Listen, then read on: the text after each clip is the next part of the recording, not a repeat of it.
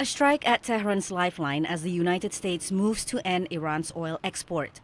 Earlier this week, the Trump administration announced it will stop giving waivers to China, India, Japan, South Korea, and Turkey, countries that continue to buy Iranian oil after Washington pulled out of the 2015 nuclear deal with Tehran last May and reinstated sanctions. If they do not comply, they too may face U.S. sanctions. Any nation or entity interacting with Iran should do its diligence and err on the side of caution. The risks are simply not going to be worth the benefits. In dealing with adversaries, the Trump administration often turns to unilateral sanctions rather than build coalitions to pressure a target country to change its behavior, say some analysts. It will not make things better. It will make them worse.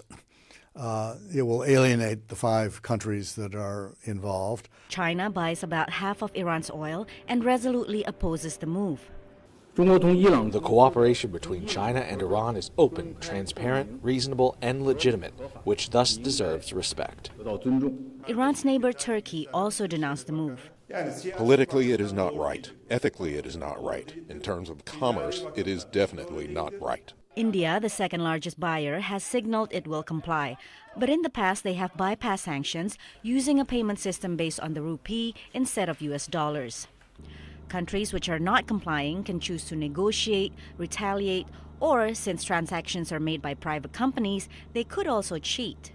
It will be hard for the U.S. administration to take action against private tankers that are owned by private companies that are foreign flagged.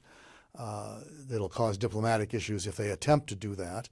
On Tuesday, oil prices hit a 6-month high, following signals from Gulf OPEC members that they will raise output to offset oil shortfalls only if there is enough demand. The Saudis have not come out and really put out a strong message that they would help replace any barrels that are lost in the process of ending the Iranian waiver program. Iran has threatened to retaliate by blocking the Strait of Hormuz.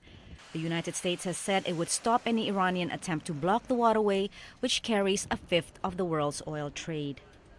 Patsy Widakuswara, VOA News at the White House.